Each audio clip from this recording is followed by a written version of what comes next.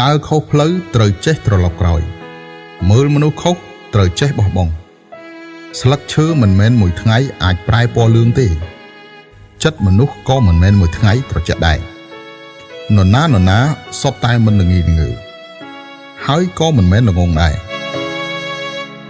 ប្រើភ្នែកមើលមនុស្សអាចមើលខុសប្រើចិត្តទទួលអារម្មណ៍ទៅពិតប្រាកដតែងតែមានមនុស្សដែលអ្នកមើលមិនធ្លុះហើយក៏មានសេចក្តីស្រឡាញ់ដែលអ្នកមិនយល់កុំគិតថាឲ្យតែអ្នកលះបង់គឺអាចទទួលបានកុំគិតថាសេចក្តីស្រឡាញ់ជ្រាលជ្រៅ